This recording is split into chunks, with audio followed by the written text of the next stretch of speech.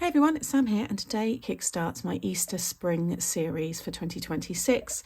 I have two hampers that I'm going to be making, one for my 6-year-old nephew, well he's soon to be 6, and one for my very needy auntie who has expressed her love of my paper crafts.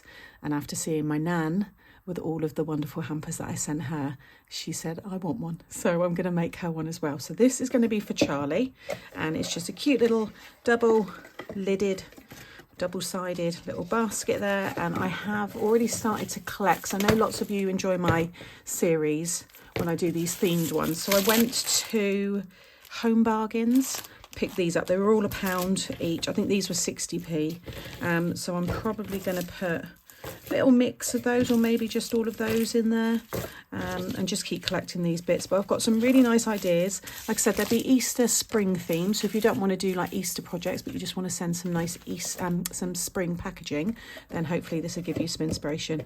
And with most of these 3D boxes and things that I make, you don't need any dies either, so hopefully everybody can join in. So let's get started and I'll show you how to make it. So you're going to see this paper pad and this one feature a lot. I think I got these maybe 2 years ago from the range, and this one's very cute, some really cute images there. And then this one here, you've got some nice background ones. It's this stripy one here. I'm going to add a little sign on this one as well, maybe a little tag hanging off of there with some strings. You'll see that at the end. And this was the sticker sheet that I used. I can't remember where I got this, it was in my Easter box, but I just popped the little puffy stickers. I thought these are good for Charlie. But yeah, like I said, I can't remember where that one's from. But it's going to be like the Works.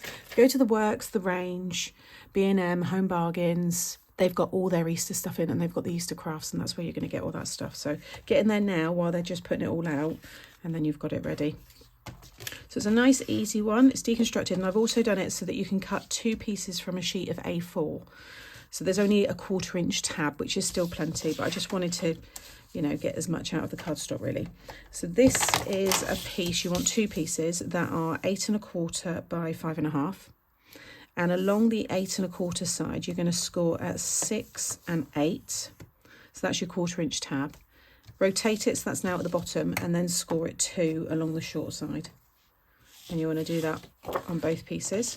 And then this is a piece of 8 by 4, and you want to score at 1 inch on all 4 sides. So 1, 1, 1, and 1. And then pop it along the long side, and you want to also score at 3 1/2 and 4 1/2. And this is your lid. Then I've got this piece, which is A4 length. You can have it a bit shorter if you want. 11 will be fine by 1 inch. But you need it 1 inch because that will fit in between this section here, but you can have it shorter. It could be ribbon, string, and you could even go without. It's up to you. Fold and burnish all of those score lines. Okay, I've just cut that one because you're going to do these pieces both the same. So with the 1/4 inch tab on your right hand side, you want to cut up these 2 score lines just to that first score line, or the only one. Just cut up like so, and then remove that piece altogether. Okay, and then I like to cut a wedge off of the sides here, a little wedge off of here. And that's our tab, and just tidy up any, I can see there some of the score lines still attached, so I'm just going to cut up so that's nice and straight. There we go. I'm just going to use the quick grab glue here and just run that down, and then focusing on this base score line, sit this one over the top and just make sure it's nice and straight. If the tops are a little bit out, you can always trim that, but you want to make sure that these score lines line up, otherwise you're going to have a wonky box. Okay, and then flip it over, fold this one over where you've got your tab, add your glue, and then fold this half over. Just give that all a good burnish, and then flip it on the back. I'm going to stick this side down first. So I'm going to use the construction glue and just want to cover all of that. This is just going to dry nice and hard and make it really strong. If you've got something a bit heavier, but definitely use a construction glue. And then stick down the sides, and then a bit more glue over the top, and then that one. It just means it's nice and neat. When they look in, you don't see any of the seams, and you can just go in there, just spread all that glue out. So whilst that's drying, we can start putting the lid together. So with this one, you want to cut up this score line just to the first one, so you've freed up that little square, and then these ones, actually just all of those score lines would be easier to say, and then flip it this way and do the same. And then the outer ones, you just want to take a little wedge off of both sides. So we're going to fold these in and then leave the middle ones, keep them square. Again, just tidy up. I can see a little bit of a score line left on that side. Just make sure they look nice and neat. So we're going to put this all together when it's on the box. So before, we need to cover the sides because you're going to go over that. So I've got, this is that pattern paper. I've just used the same stripe just so I'm getting it all used up really. So I've got two pieces that are 3 1/4 by 5 3/4 for the front and back. And then for the sides, I've got two pieces that are 1 3/4 by 3 1/4. So get those all stuck down. Once you've got all that stuck down, you want to take this one and you're going to add your glue to the two middle squares. So this one and this one. And just lay it down so the glue's not touching anything, and just push these ones down first, these edge ones, or the outer ones, because you know then that that is right in the middle. So once you're happy that they're in place, you just want to push those down. Just let those stick. If you want to then lift one side up just to get in there, push those down a bit easier. Bring that one back, lay it on its side, and you can go in there and just really burnish each side. Make sure that's nice and secure. Next, you're going to add your glue to these outer squares, so this one and this one. And then if you lift these ones up, fold that down and just tuck them around, and then close these down, and you'll get a perfect closure. Just keep that all in place for a minute so that's attached. Do the same with this side. Okay, so you should now have your little box. Like I said, you can keep it like this. It looks quite nice if you've got too much in it, so the lids lift up, and then you've got maybe like bits of straw or shredded paper coming out the sides. I think that looks really cute. It also looks a little bit like a shirt collar, and this could be a tie, so you could turn this into a masculine make as well. I think that would look cute.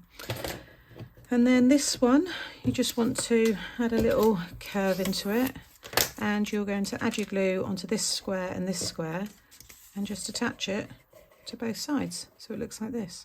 I'll just give you the measurements of these pieces. So to decorate the tops here, you'll want two pieces of 2 1/4 by 1 3/4, and then I've embossed these pieces here, so you've got 4 pieces for the two long front sections and the back.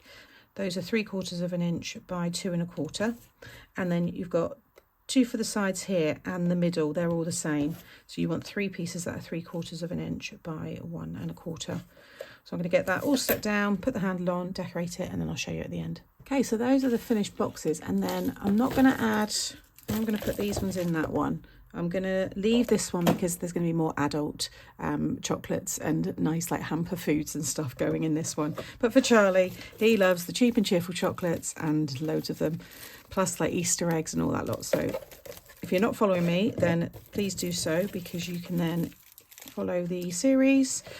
Also have a look at all my old Easter projects as well, because I've got, what, almost 10 years worth of Easter makes. So it's 10 years of YouTube next January. So yeah, now look, I can get loads more in there, but I'll probably mix a few Easter eggs, like the small like cream eggs and stuff like that in there as well. But yeah, it does hold a lot. So even if it's not for Easter, you know, it's gonna be a nice little gift box for other, you know, birthday presents, just because gifts and things like that. But I will share what I do put in these, and I will share a finished kind of video of the hampers. I've got lots of baskets up in the loft which I'll get down, put all of the shredded paper in, and then I'll be adding all of these bits to it. So this is the first one. They'll all be, you know, kind of this kind of size. I've got bigger gift boxes and bags already on the channel, so if you did want something bigger as an Easter theme, then do check out I'll pop this in the gift box playlist that'll be coming up now, so have a look there. I'll also have the Easter series or Easter makes. I'll have a playlist for that as well, so you can check all of those out. But I hope you've enjoyed this one from me today. I think these are very, very sweet. Make sure you're subscribed, as I said, so you don't miss out on future tutorials. Give me a thumbs up as well if you've enjoyed today, and drop me a comment, because I do enjoy reading them. Take care, and I'll see you in the next one.